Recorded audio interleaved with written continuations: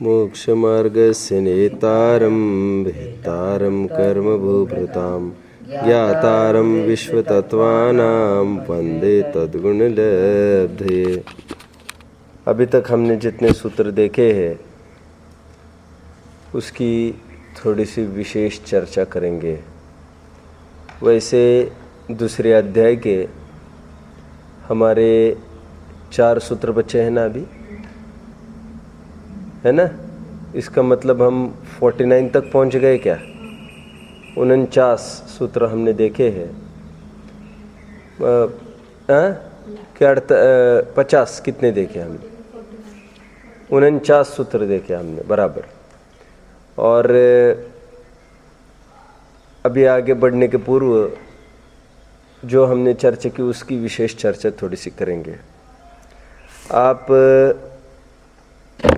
अनंत गुणे परे वाला सूत्र सब देखेंगे। 39वां विशेष चर्चा करनी है। अनंत गुणे परे, इसका अर्थ क्या देखा था हमने? अनंत गुणे परे का अर्थ क्या देखा था? ये अंतिम 2 शरीर है, तेजस और कार्माण्य, ये अनंत गुना है। वैसे ये पढ़ के क्या ख्याल में आता है हमारे कि ये दोनों शरीर अनंत गुणे परमाणु वाले हैं। किनसे? इन पहले 3 से। लेकिन इतना सा ही शाब्दिक अर्थ यहाँ पर नहीं करना है। क्यों? अनंत के भी अनंत भेद है। तेजस शरीर तो अनंत गुना है आहारक शरीर से, लेकिन कार्बन शरीर भी तेजस शरीर से अनंत गुना है। यह अर्थ यहाँ पर लेना है। मतलब यहाँ पर दोनों का अनंत, तेजस और कार्बन का एक शरीर का नहीं समझना। उसमें भी अनंत गुना, ये वहाँ पर भी रेशो चलेगा। ये पकड़ में आए मैंने क्या बोला? अभी समकित पकड़ में आए मैंने क्या बोला? क्या कहा मैंने? हाँ बराबर।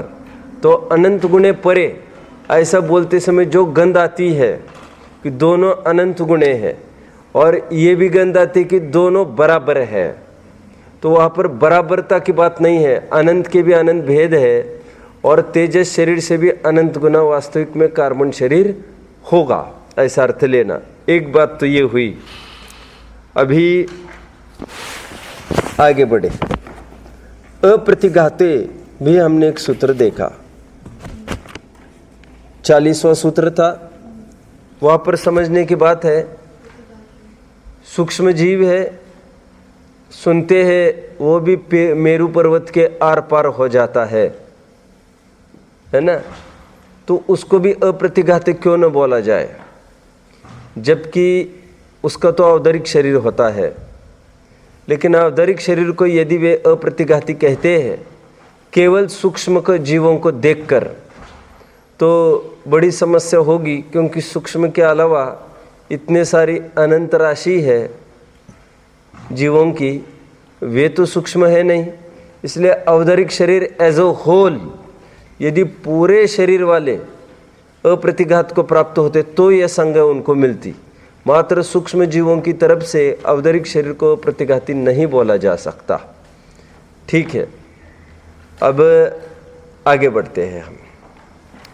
ये 40वें सूत्र की विषय वस्तु हमने देखी। फिर आगे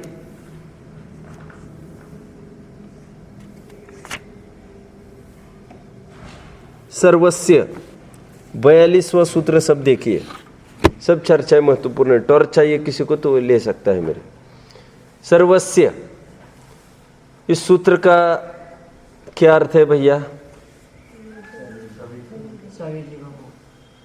इसमें व्याकरणगत कोई कमी ख्याल में आती है? विचार करो। सर्वस्य, सबसे पहले विचार करिए कौन सी विभक्ति है? षष्ठी। षष्ठी विभक्ति में ये षष्ठी विभक्ति में भी ये एक वचन है कि बहुवचन है? बहुत अच्छा, अभी आगे बढ़ते हैं। ये षष्ठी वचन में, अरे जब से ये भी बंद था मतलब, इसलिए एक काम नहीं कर रहा था।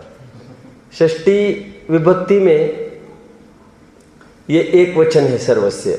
क्या खटकने जैसी बात क्या है इसमें?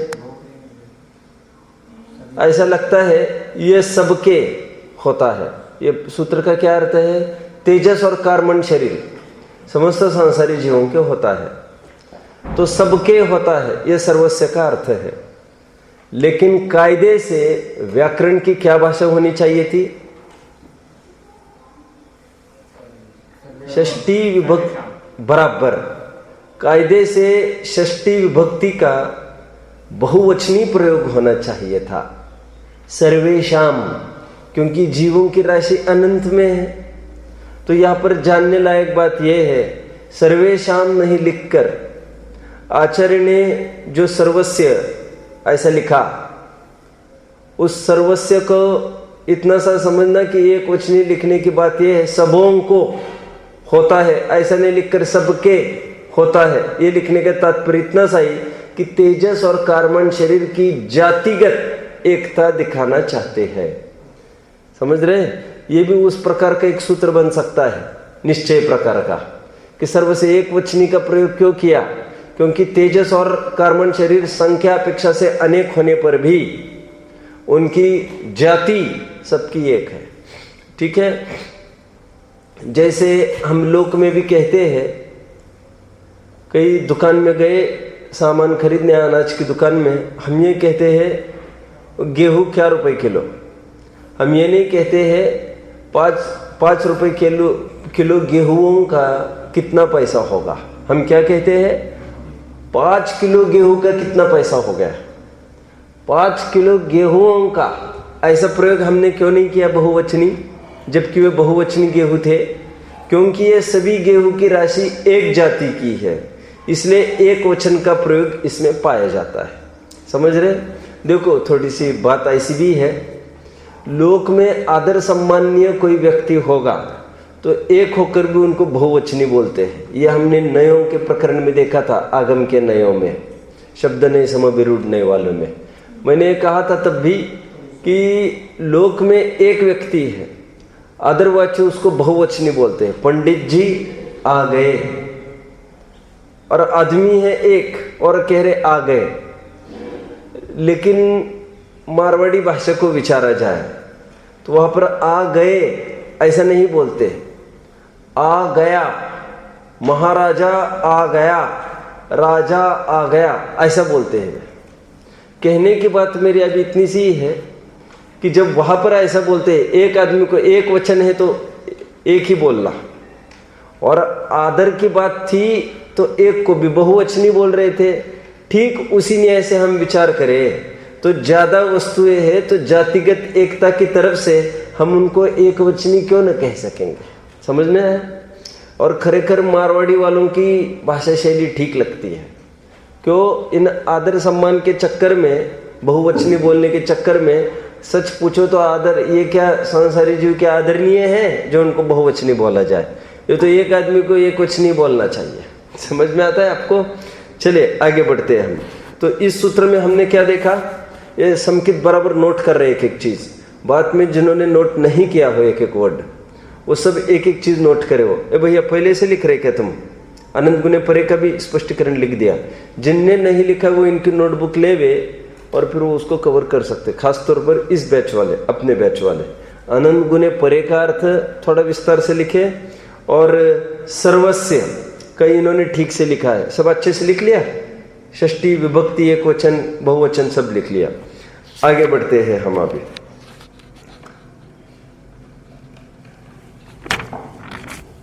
आगे का सूत्र ये तदादिनी भाज्यानि युगपत एकस्मिन् चतुर्भ्य, इसकी चर्चा करनी है। हाँ, वैसे और एक बात यह है कि ये जो तेजस और कार्बन शरीर होता है ये एक क्षेत्रावगामी स्थित होता है आत्म प्रदेशों में। ये कोई कहने की बात आवश्यकता नहीं है। ये तदादिनी भाज्यानि युगपत एकस्मिन् चतुर्भ्य, ये वाले जो सूत्र है 43, इसमें भी दो विशेष बातें करनी है। और एक तो बात यह है, व्याकरण की ही दृष्टि से पूरी चर्चा है मेरी। वैसे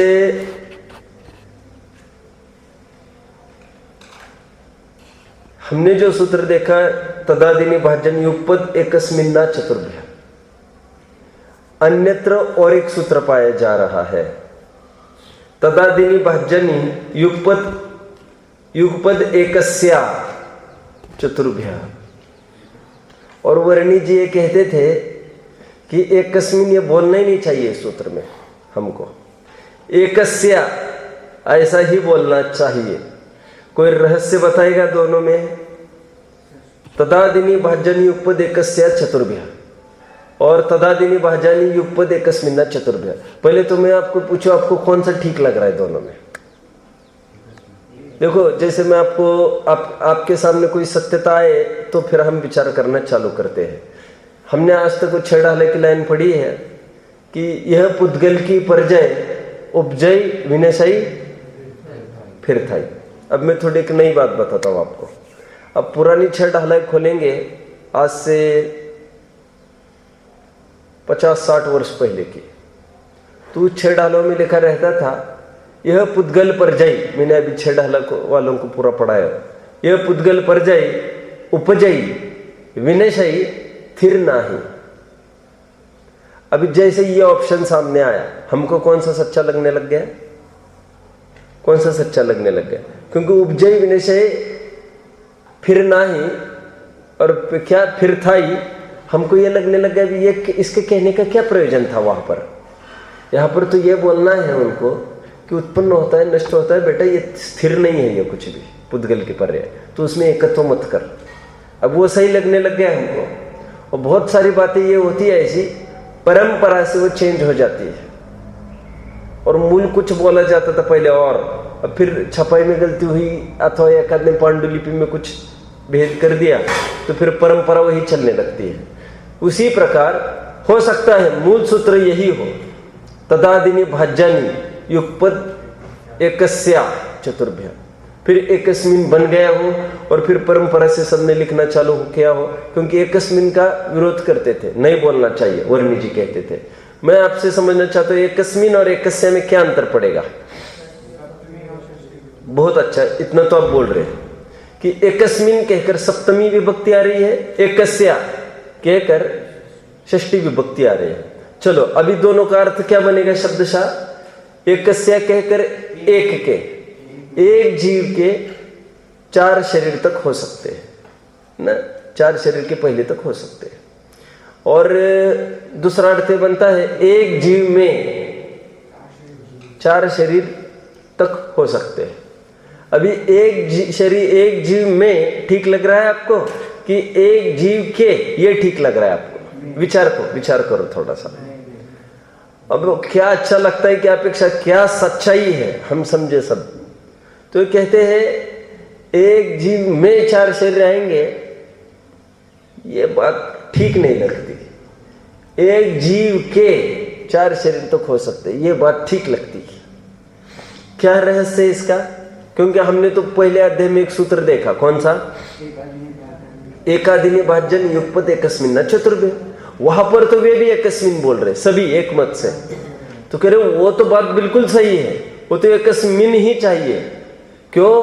क्योंकि मति श्रुत अवधि मन परे केवल ज्ञान, ये तो आत्मा में ही होते हैं, लेकिन ये शरीर ये कोई आत्मा में नहीं होते, ये आत्मा के होते हैं।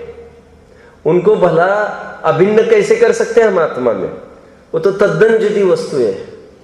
इस न्याय से ये बिल्कुल सही लग रहा है इनका युगपद एकस्या ऐसा कहना, क्योंकि उसमें तो नहीं रहते। और फिर असद्भूत व्यवहार में से यदि हम विचारें तो फिर दोनों सही बैठ सकते हैं। लेकिन ये विवक्षाएं ख्याल में हो न हो किसी में, ये एकस्या ये ज्यादा युक्ति पड़ रहे, युक्ति संगत लग रहा है। कितनी बिंदुओं पर हमने चर्चा की संकित? अभी तक अनंत गुणे परे पर चर्चा की, सर्वस्व पर चर्चा की और तदादिनी, यही है ना तीसरी बात। और चौथी बात की चर्चा करेंगे, बोलिए। एक में ऐसा भी लगा सकते हैं नामकरण जो शरीर के जो कर्म है उनका उदय एक साथ हमारे में 4 का हो सकता है मैक्सिमम। बराबर। तो फिर इससे तो एक कस्मिन में से ही बैठ जाए। ये जीव में तो नहीं हो रहा है ना कुछ, ये इसलिए एकस्मिन ना बोलो, ऐसा बोल रही है। और ज्ञान आदि ये तो जीव में ही घटित हो रहा है, इसलिए एकस्मिन वहां पर जमेगा, सप्तमी। यहां पर तो षष्ठी से ही काम चलेगा। समझ रहे हैं आप? ये इतना कहना चाहते हैं, आप थोड़ा विचार करो तो बात बैठेगी। अभी इसी में और तदादिनी भाजन्य उपपद एकस्मिन चतुर्भ्य या एकस्य चतुर्भ्य जो भी होगा अभी। इसमें और एक महत्वपूर्ण बात है, व्याकरण की ही है ये, कि आचतुर्भ्य ये शब्द पड़ा है ना, आ चतुर्भ्य। तो आ चतुर्भ्य के वैसे 2 अर्थ होते हैं। आ के, आ मर्यादा के लिए भी प्रयोग किया जाता है और आ अभिविधि के रूप में भी प्रयोग किया जाता है। और मर्यादा का अर्थ समझ लो क्या है। जैसे 4 तक के शरीर पाए जाते हैं, 4 के पहले तक समझ लो।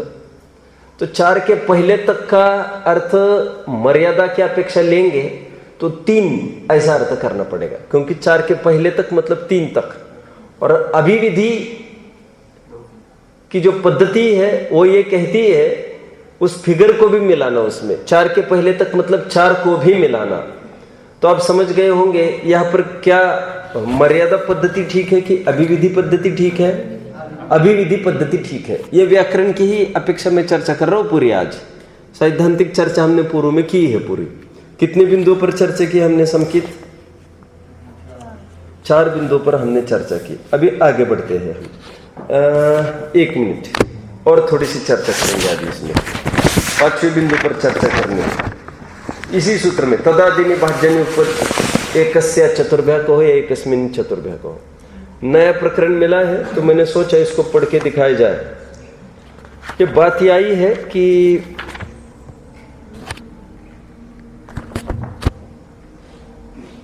एक साथ एक जीव के ज्यादा से ज्यादा 4 शरीर पाए जा सकते हैं। चूंकि मनुष्य और तिर्यंचों के वैक्रिक शरीर नामकर्म की प्रकृति का उदय नहीं होता है, इसलिए उनके वैक्रिक शरीर होना संभव नहीं। और देवनारकियों के वैक्रिक नामकर्म की शरीर नामकर्म का उदय रहता है, इसलिए उनके वैक्रिक शरीर बना रहता है। अभी विचारणीय बात यह है कि ये जिनागम में सर्वत्र यही कथन आया है फ्लो कि वैक्रिक शरीर नामकर्म का उदय मनुष्य तिर्यंचों को नहीं होता, क्योंकि विक्रियामय शरीर तो उन्हीं का होता है। लेकिन हम थोड़ा सा विचारें, अपेक्षा दूसरी भी विचारें कि जो तपस्वी मुनिराज है, जो जिनके रिद्धि प्राप्त हुई है विक्रिय रिद्धि, तो उस विक्रिय रिद्धि वालों के अनेक अनेक प्रकार की विक्रिया भी होती है, इसकी हमने चर्चा भी की थी। तो इस न्याय से धवल में एक जगह ऐसा भी मिलता है कि वैक्रिक शरीर नामकर्म की उदीर्णा मनुष्य तिर्यंचों में भी कही है। वो इस कथन की अपेक्षा समझना। उदय क्यों नहीं बोला जा सकता उसको? उदय इसलिए नहीं बोला जा सकता क्योंकि जैसा देवगति में सदा काल वैक्रिक शरीर नामकर्म का उदय चल रहा है, वैसा सदा काल मनुष्य तिर्यंच में वैक्रिक शरीर नामकर्म का उदय नहीं चलता है। तो यहां पर यदि चलेगा तो अंतर मुहूर्त के लिए जो वो प्रक्रिया का प्रयोग करेंगे वो अंतर मुहूर्त के लिए होगा। तो इसलिए यहां पर उदीर्णा ऐसे शब्द का प्रयोग किया। उदीर्णा का अर्थ क्या लेंगे हम?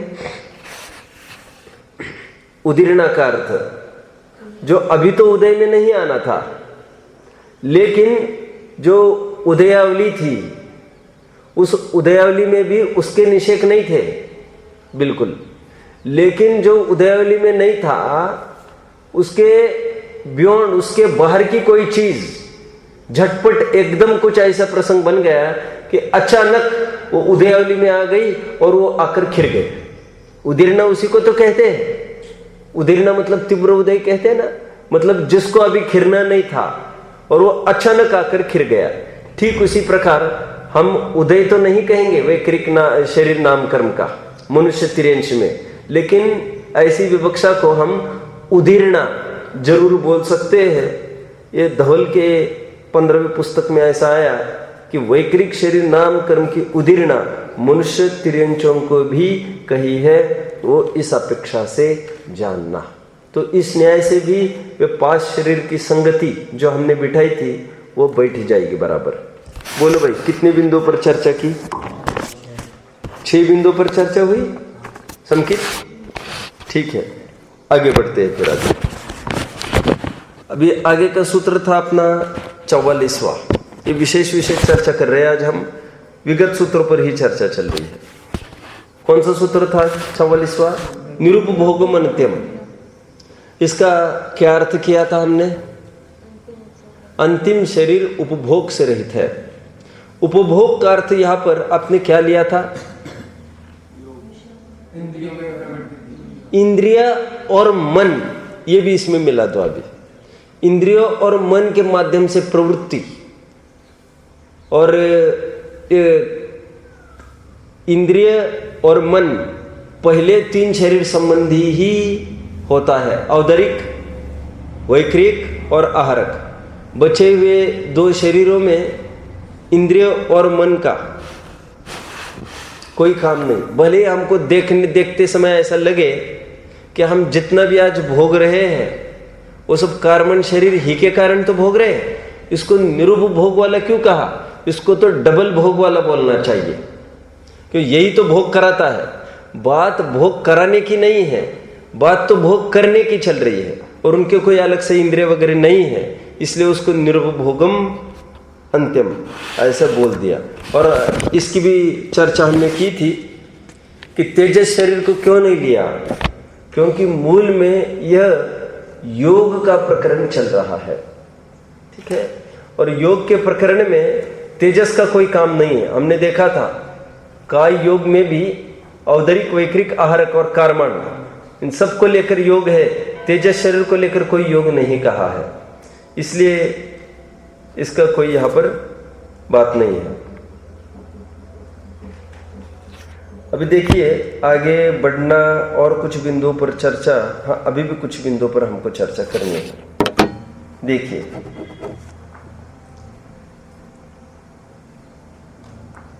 यहां पर 45वां सूत्र, गर्भ सम्मूर्छनज माध्यम। पहले तो मैं बोलूं आपको, यह सूत्र का उद्भव कैसे हुआ, इस सूत्र का क्या काम, यहां पर क्या लॉजिक है जो ये सूत्र आकर खड़ा हुआ होगा, किसी कोई बोल सकता है? वैसे पूरा प्रकरण, पूरा फ्लो हम थोड़ा सा याद करें फिर से दूसरे अध्याय का। पहले तो स्व तत्व की चर्चा की पूरी, कितने सूत्रों में? 7 सूत्रों में, जीव के जो साधारण भाव है। फिर किसकी चर्चा हुई?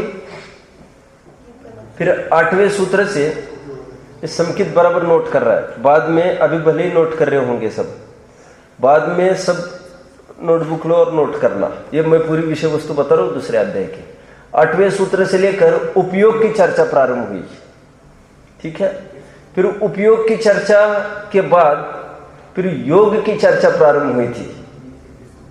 और जब योग होता है तो वर्गणाओं का तो ग्रहण होता ही होता है, और जब वर्गणाओं का ग्रहण होता है तो किसी न किसी शरीर रूप ही तो होता है, इसलिए शरीर की भी चर्चा बीच में आ गई थी। और फिर शरीर की चर्चा आई थी तो उन सब कैसा जन्म होता है उसकी भी चर्चा बीच में आ पड़ी थी। तो मेरा अभी ये कहना है, यहाँ पर जो सूत्र है गर्भ सम्मूर्छनज माध्यम, वहां पर जन्म का अर्थ हम क्या लेंगे, कितने अर्थ है जन्म के, और ये प्रकरण में जन्म का अर्थ क्या लेंगे? मैंने कितने अर्थ बताए थे जन्म के, और यहां पर कितने अर्थ लेंगे, ये मेरा प्रश्न है। बताओ, जन्म के कितने अर्थ मैंने बताए थे और यहां पर कौन सा अर्थ लेंगे? जन्म का एक अर्थ तो बताया था हमने कि जिस समय आयु क्षय हुआ, विग्रह गति का प्रथम समय, वही जन्म का काल है। एक तो अपेक्षा ये, एक तो अपेक्षा ये कि विग्रह गति के काल को छोड़ा जाए और जहां पर जाकर उत्पन्न होगा वो पहला समय, वो उसका जन्म समय कहा जाए। अपेक्षा तीसरी, पेट में से बाहर निकले उसको भी जन्म कहा जाता है, ये अपेक्षा तीसरी। इस प्रकरण में कौन से अपेक्षा जन्म वाली? विचार करो सब। हम पहली लगाए क्या, इस पर विचार करो। इसमें तो पहली लगाए हम अपेक्षा, तो इसमें यह बोला कि जिस समय में मरण हुआ उसी समय में विग्रह गति में ही आयु और गति का उदय आ चुका है। यदि आयु और गति के उदय की अपेक्षा की तरफ से हम जन्म लगाए, जो हमारी पहली विवक्षा यहां पर, तो आपत्ति ये पड़ रही है। क्या पड़ रही है? यहां पर यदि जन्म कहेंगे, यहां पर तो अनाहरिक बोला, अनाहरक, और शरीर का जितना प्रकरण में डाल रहे हैं वो शरीर की कुछ भी परिभाषा घटित नहीं हुई। औदरी कोई क्रिकारक, ये शरीर तो होते ही नहीं ना वहां पर, तो ये पहली अपेक्षा तो लागू न होगी। यहां पर शरीर ही नहीं है कोई। यदि हम तीसरी अपेक्षा लागू करें, जो दुनिया वालों को दिख रहा है, गर्भ में से बाहर आए तो कह रहे इसका बर्थडे मनाओ, तो कहते ये तो बहुत बात की बात है। ये शरीर, ये पर्याप्त तो अंतर्मुहूर्त में पूरी हो जाती है और उसका पूरा अंगोपांग अंदर में ही डेवलप हो गए, महीनों हो गए, तो तीसरी अपेक्षा भी न लगेगी। दूसरी अपेक्षा जहां पर ना आयु गति के उदय की तरफ से कथन, क्योंकि उसका तो ऑलरेडी पहले आ चुका आयु का उदय, कहां पर आता है? ये विग्रह गति में ही आ जाता है। और ना पेट में से बाहर निकलने के बाद, तो ये जहां पर जाकर जन्म लेना है वहां पर गया प्रथम ही समय में, जहां पर पर्याप्तियां प्रारंभ कर दी, इसने वर्गणाओं को ग्रहण करना प्रारंभ किया, वो जन्म की अपेक्षा यहां पर लगाएंगे। क्योंकि ये शरीर का प्रकरण चल रहा है, यह हमें नहीं भूलना चाहिए। अब हमें आगे का जो प्रकरण हमारा लेना था आज उसको हम लेंगे। 49वां सूत्र चलेगा। शुभम विशुद्धम अव्याघाती चाहरकम प्रमत्त संयतस्य सैव। ठीक, संधि विच्छेद करूं मैं। शुभम विशुद्धम अव्याघाती च आहरकम प्रमत्त संयतस्य एव। इस सूत्र की भी थोड़ी सी चर्चा हमने पूर्व कक्षा में की थी, 1 मिनट की होगी। अब देखिए इसकी कितनी विशेषता बोल रहे हैं। इसको शुभ रूप बोल रहे हैं, एक एक की मीमांसा करेंगे। विशुद्ध रूप बोल रहे हैं, अव्याघाती बोल रहे हैं 3, और बस ये 3 विशेषता वाला आहारक शरीर है। च क्यों जोड़ा है ये भी देखना है। और प्रमत्त संयतस्य एव, एवकार कहाँ लगा दिया इन्होंने? प्रमत्त संयतस्य, प्रमत्त संयत वालों के ही ये आहारक शरीर होता है। यदि हम एवकार बोलो, बात को पूरी करो, यदि हम एवकार बोलो आहारक शरीर को लगाए तो क्या आपत्ति आएगी? मुनियों के आहारक शरीर ही होता है, तो आपत्ति पड़ जाएगी। क्यों? उनके औदरिक है, तेजस कार्बन तो सर्वत्र है, तेजस कार्बन तो सर्वत्र है। भले आप ये कह सकते हो औदरिक शरीर वहां पर तो नहीं गए, केवली के श्रुत केवली के पादमूल में, लेकिन इसमें तो कोई मना नहीं करेगा। किसमें? तेजस कार्बन तो गया ही है वहां पर। मैं और थोड़ी रहस्य की बात बताऊं आपको।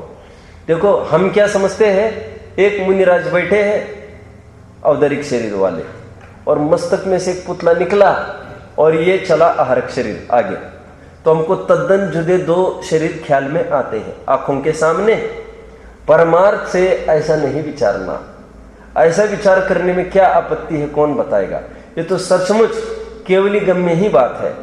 क्यों ऐसा विचारने में क्या आपत्ति?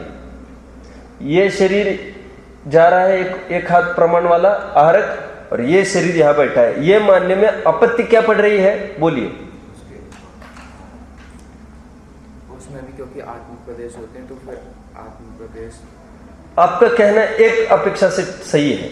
आपका यह कहना है 2 शरीर माने अलग अलग, तो इसका मतलब ऐसा न माने कोई कि आत्म प्रदेश अलग अलग हो गए, क्योंकि इन्हीं आत्म प्रदेशों का जुड़ान उसमें गया है। आहारक समुद्घात है ना, वो मूल शरीर को छोड़े बिना, ये शर्त है उसमें, वो मूल वो आत्म प्रदेश चले गए। अब दूसरी मैं बात कहूँ आपको, ठीक है, यहां तक तो आप सब आ गए, ये सभी जानते हैं। लेकिन इसमें भी आपत्ति है कुछ मानने में। क्या आपत्ति है? ऐसा मानना पड़ेगा आत्मा के कुछ प्रदेश यहाँ है और आत्मा के कुछ प्रदेश वहां है। ये नहीं बोल रहा कुछ गुण यहाँ है कुछ गुण वहां है, ये तो आप मानने ही नहीं करेंगे, क्योंकि आप सब जानते हो एक एक प्रदेश में अनंत अनंत गुण है। लेकिन ऐसा माने कि औदरिक शरीर ये रहा और वो आहरक शरीर, तो आपत्ति क्या खड़ी है? कुछ प्रदेश यहाँ कुछ प्रदेश वहां। जबकि ऐसा मानने में भी क्या आपत्ति है? इन दोनों के प्रदेश न्यारे न्यारे मानने में क्या आपत्ति है? बताओ, कोई लगाओ जोर। ऐसा हम मानते हैं तो आपत्ति क्या पड़ेगी?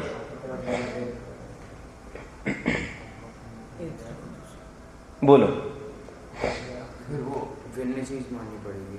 भिन्न चीज माननी पड़ेगी मतलब जैसे वे वहां पर कुछ वेदन कर रहे हैं, सुख का, मुश्किल है यहां पर वो वेदन होगा। क्यों? प्रदेश ही तुमने अलग अलग मान लिए, यहाँ के वहां प्रदेश ने, वहां क्या प्रदेश ने, मतलब एक जुड़ान आपको वहां तक मानना है पूरा। ऐसा नहीं जो आत्म प्रदेश है वो सर्वांग प्रदेश सबके सब में प्रदेश मानना है आपको, नहीं तो वहां के सुख का वेदन यहाँ नहीं होगा और यहाँ के सुख का वेदन वहां नहीं होगा, ये बहुत बड़ी तकलीफ खड़ी होगी। तो जो भी वो प्रक्रिया होती होगी अपन कुछ नहीं कह सकते, अथवा अपन यूं मान सकते हैं एक ही असंख्यात प्रदेश सब में फैले हैं, कोई टुकड़ों में नहीं बटे हैं। हम जैसा कहते हैं यहां पर भी तीव्र रफ्तार से घूमते रहते हैं घड़ी के कांटे की तरह, उसी प्रकार वहां पर भी यह फ्लो बना हुआ रहना चाहिए जैसा एक शरीर में बना रहता है, क्योंकि ये कंटिन्यूटी नहीं होगी तो उसका वेदन कुछ अलग होगा, इसका वेदन कुछ अलग होगा। समझ रहे आप? जबकि ऐसा होना नहीं। आगे बढ़ू। अभी हमको एक एक की चर्चा करनी है। शुभ विशुद्धम। अच्छा, इसकी प्रक्रिया भी थोड़ी सी मैं पहले बता दूं आपको। यह हर एक शरीर काम कैसे करता है अपना। ये जैसे उनको किसी समीप में स्थित केवली श्रुत केवली के पास जाना हो। अब इसका भी ये नियम है हर एक शरीर का, ये भी विदिशाओं में गमन नहीं करेगा, निश्चित श्रेणियों में ही गमन करेगा। ये 4 दिशाएं और ऊपर नीचे ओनली 6 तरफ ये गमन करेगा, बिल्कुल श्रेणियों में आकाश की। विदिशाओं में गमन नहीं करना। अब केवली विदिशाओं में खड़े हैं। अब इनकी क्या प्रक्रिया होगी कोई बता सकता है? ये वैसे गोमटसार कर्मकांड में थोड़ा सा प्रकरण आया है 15 प्रकार के शरीर का, वहां से जान लेना। राइट, वहां पर ये होगा, थोड़ा चेंज होगा। विग्रह गति में जीव का गमन होता है, उससे थोड़ी भिन्नता है इसमें। ये तो पहले सीधा श्रेणी में गमन करके जहां तक जाना है सो गया। अब वहां पर ये आहारक शरीर वो टर्न नहीं करता दूसरी जगह। विग्रह गति में और इसमें इतना फर्क पड़ेगा। उसमें से नया आहारक शरीर निकल जाता है, उसको कहते हैं आहारक शरीर। आपने देखा है थोड़ा सा औदरिक शरीर, आहारक शरीर अलग, आहारक शरीर अलग, ये सब बातें हैं। फिर वो आहारक में जो कार्बन लगा है वो आहारक कार्बन ऐसा कहेंगे, उसको तेजस भी लगा सकेंगे। ऐसे 15 प्रकार के शरीरों की चर्चा गोमटसार कर्मकांड में की है।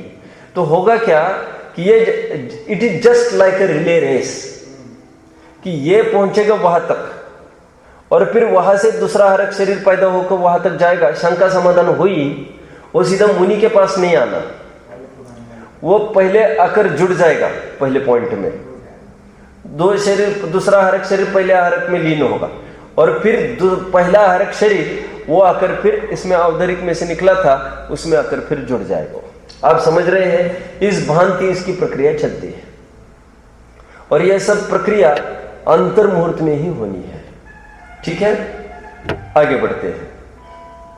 ये थोड़ा सा आहारक शरीर का हमने प्रक्रिया बताइए, किस प्रक्रिया में काम करता होगा। वैक्रिक भी ऐसा समझ लेना चाहिए आपको। क्या? जैसे फॉर एग्जाम्पल कि यहां से कोई वैक्रिक शरीर बनाया, हो सकता है वो अपन आहारक वैक्रिक रिद्धिया वाले ले ले, भरत को ले सकते हैं हम। विक्रिया से पृथक विक्रिया बनाते नहीं, तो यहां तक कोई विक्रिया बनाई उन्होंने। विक्रिया से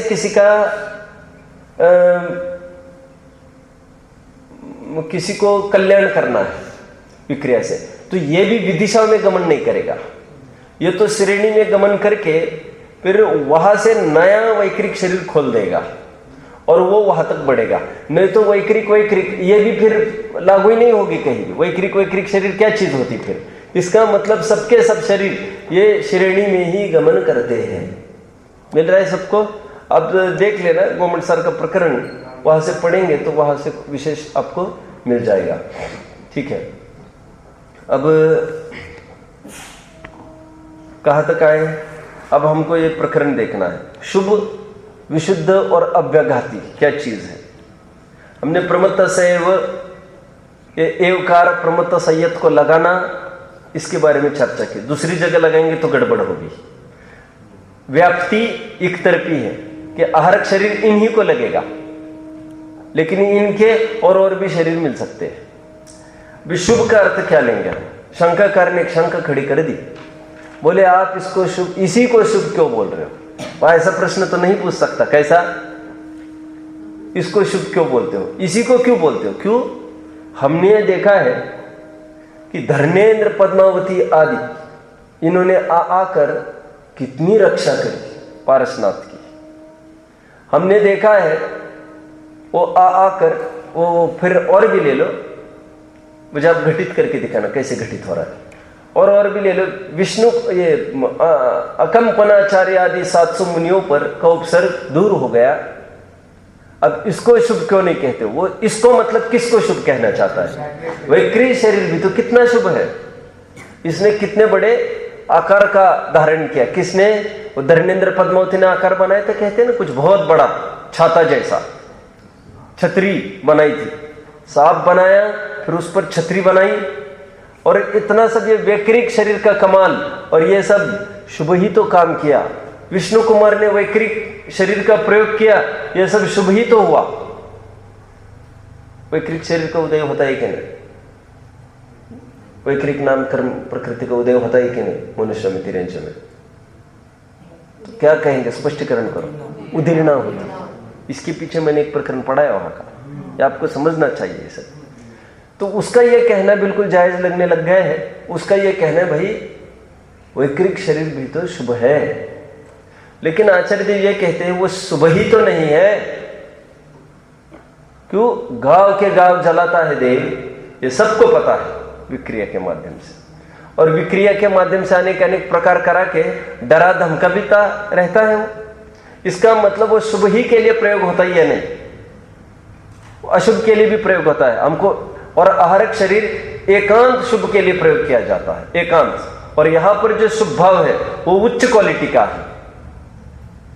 तीर्थ वंदना, शंका समाधान उच्च क्वालिटी का है। लोगों को बचाना, ये दुर्भिक्ष को हटाना, इस अपेक्षा से ये आचार्य देव ने चर्चा की। समझ रहे? बोलिए। है तेजस शरीर था भैया उसका, क्या बात कर रही है? ठीक है, बहुत बड़ी मिस्टेक है। अब विशुद्धम का क्या अर्थ लेंगे? पहला शुभ का अर्थ क्या लिया कि आहारक सदा शुभ रहता है। सदा, इस शब्द ने सब शंकाओं का निराकरण कर दिया, और वो सदा शुभ नहीं है। विशुद्धम का अर्थ मात्र निर्मल, ऐसे किया उन्होंने। इसका अर्थ इतना ही लेंगे, आत्मिक विशुद्धि में कारणभूत होने से इसको विशुद्ध कहा शरीर को। इसको व्याकरण के शब्दों में क्या बोल सकेंगे हम? कौन सा उपचार बोलेंगे? क्योंकि शरीर तो कोई विशुद्ध होता नहीं है। शुद्ध अशुद्ध शरीर में क्या होना, लेकिन चूंकि उसके माध्यम से परिणाम शुद्ध होते हैं मुनि के, तो विशुद्ध यह संज्ञा सीधे शरीर को ही दे दी। इसको क्या कहेंगे न्याय के शब्दों में? ठीक बोल रहे लगभग। कारण का कार्य में उपचार, अतः कहो कार्य का कारण में उपचार, क्योंकि विशुद्ध तो परिणाम हुए मुनि के। अब जिसके कारण से हुए वो निमित्त पर आरोप कि वह शरीर भी विशुद्ध है। ठीक है, कारण का कार्य में आरोप। जिस प्रकार टोडरमल जी का उदाहरण दे दीजिए कोई, अन्नम वही प्राणा, अन्न को प्राण कहते हैं। कायदे से प्राण है कौन? प्राण तो इंद्रिया, 5 इंद्रिया, 3 बल, आयुष और सचवास। उसके पोषण में यह कार्यकारी है अन्न, तो उपचार से उसको भी प्राण बोल दिया। तो कारण का कार्य में उपचार करके फिर उस शरीर को भी विशुद्ध ऐसा बोला जाने लग गया। तो लोक में भी ऐसा प्रयोग किया जाता है कि जैसे 4 प्रकार के कपड़े हो, टेरिकॉट, टेरियोल और एक कॉटन का कपड़ा, 4 कपड़े हो। हम कॉटन के कपड़े को क्या बोलते हैं, जल्दी बोलो। हाँ, ये कॉटन है। ये कॉटन, ये सूत है कि कपड़ा है, क्या है तो कपड़ा, लेकिन बोल क्या रहे हैं, ये सूत है, दिस इज कॉटन। हम ये कपड़ा दिखाएंगे, ये कॉटन है, बहुत अच्छा कॉटन है। ये कॉटन है कि कपड़ा है। तो कारण का कार्य में उपचार, जिससे वो चीज बनी है। ठीक उसी प्रकार जिस शरीर का प्रयोग हुआ है और जिसके कारण इतनी विशुद्धि हुई है, तो वो शरीर को भी हम विशुद्ध का कारण बोल देते हैं। अभी हमको देखना ये है कि च शब्द का अर्थ क्या होता है। अव्यघाती लब्धि, क्या क्या कुछ प्रश्न है। अभी च शब्द का अर्थ देखना है। च शब्द का अर्थ यह है कि ये क्या क्या कर सकता है, उसके रोल बताने हैं। तो तीर्थ वंदना, शंका समाधान, ऐसा बोला लिखते समय आचार्य देव ने कि ये संयम की रक्षा कराता है। कैसे संयम की रक्षा कराता है? जैसे तीर्थ वंदना का भाव हुआ मुनि को, वैसे ये पैदल यात्रा करके आ जाते तो समय बर्बाद होता और जीव का घात होता। तो यह संयम की रक्षा करता है। ये फटाफट टाइम भी आपका बच जाएगा और कुछ हिंसा भी नहीं होगी। लोग कहते ना आजकल, या मैं कहूँ आपको, हम सबके पास आहार कृद्धि आ गई है अभी, क्यों हमको जाने की आवश्यकता नहीं, कहीं फोन घुमाओ, काम हो गया हमारा। ये भी एक प्रकार से रिद्धि, शंका का समाधान हो गया हमारा बिना जाए। अब वैसे मैं तो अर्थ खोल रहा हूँ मेरी तरफ से, वैसे मैं तो उदाहरण समझने के लिए लगा रहा हूँ, ऐसे कोई आहार कृद्धि थोड़ी हो गई हमको। तो उसी प्रकार यहाँ पर कह रहे च का अर्थ यहाँ पर लगाना कि संयम की रक्षा के लिए ये अनेक अनेक कार्य कर सकते, जैसे तीर्थ वंदना, जैसे शंका समाधान आदि। ये 6 शब्द का अर्थ यहां से फलित हो रहा है।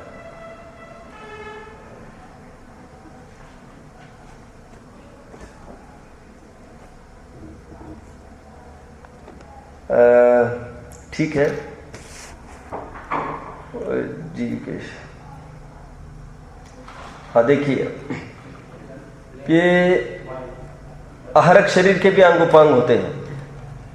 अंगोपांग नाम कर्म का उदय आता है। कितनी प्रकार की प्रकृतियां कही है अंगोपांग की?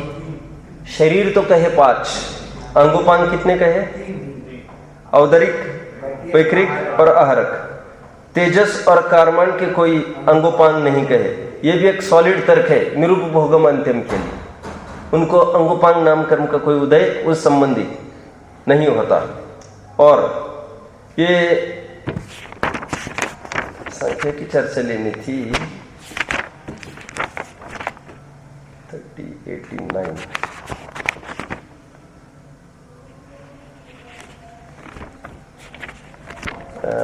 संख्या की चर्चा लेनी है हमको, इसको पूरे करें। तो 5 शरीर को आप सामने खड़ा करो जरा, और 5 शरीर के हम काल और अंतर की चर्चा करनी है। 5 शरीर में आप बताएं मुझे, औदरिक शरीर में उत्कृष्ट और जगन्य अंतर और काल क्या हो सकता है? पहले हम काल की चर्चा करें। जगन्य काल क्या हो सकता है औदरिक शरीर का? अंतर्मुहूर्त। उत्कृष्ट काल क्या हो सकता है? 3 पल्ले। हमने चर्चा उत्कृष्ट स्थिति की तो की थी। अब अंतर, जगन्य अंतर क्या हो सकता है औदरिक शरीर का?